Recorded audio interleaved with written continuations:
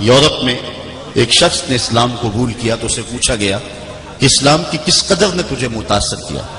تو وہ کہنے لگا سیرت کا ایک واقعہ میری ہدایت کا سبب بن گیا۔ ایک دن مجلس جمی ہے حضور کی، ایک شخص اٹھ کے کھڑا ہوتا ہے، حضور میرا بچہ گم ہے، 2-3 دن سے مل نہیں رہا، آپ دعا کریں میرا بچہ مل جائے۔ قبل اس سے کہ حضور دعا کے لیے ہاتھ اٹھاتے اور باب اجابت کھل جاتے۔ اعلی حضرت فرماتے ہیں اجابت کا سیرا عنایت کا جوڑا، دلہن بن کے نکلی دعائے محمد صلی اللہ علیہ وسلم۔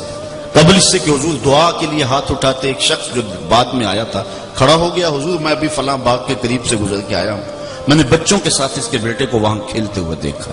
باپ نے سنا تو دوڑ لگا دی، حضور نے فرمایا اس کو واپس بلاؤ۔ بلایا گیا، بہت جلدی ہے جی حضور، آپ جانتے ہیں ایک باپ کے جذبات کیا ہوتے ہیں۔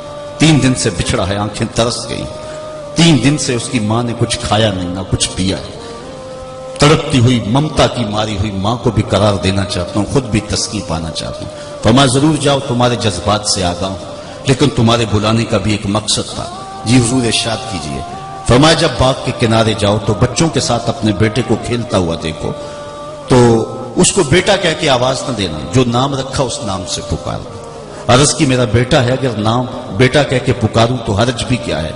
فرمایا تم 3 دن سے بچھڑے ہو، تمہارے لہجے میں بلا کا شہد ہوگا، اور تم نہیں جانتے ہو سکتا ہے کھیلنے والوں میں کوئی یتیم بھی کھیل رہا ہو، اور جب تم اپنے بیٹے کو بیٹا کہہ کے پکارو گے تو اس کا دل تڑپ جائے گا، کلیجہ چھلنی ہو جائے گا، آج میرا باپ ہوتا تو مجھے بھی بیٹا کہہ کے پکار۔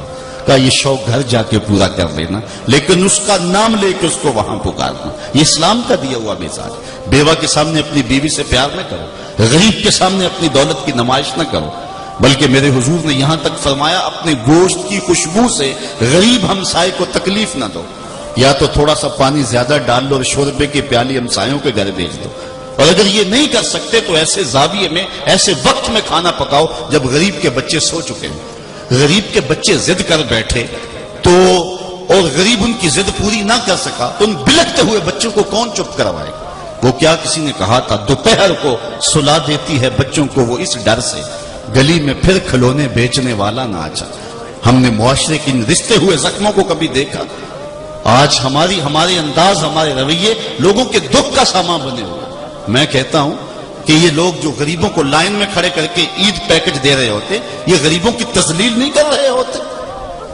غریبوں کو پیکج دے کے 10 اخبارات میں تصویر چھپوانے والا سوچے اگر اس لائن میں اس کی بیٹی کو کھڑا ہونا پڑتا، اس کی بیوہ کو کھڑا ہونا پڑتا، اس کے یتیم بچوں کو کھڑا ہونا پڑتا تو کیا تماشا ہوتا؟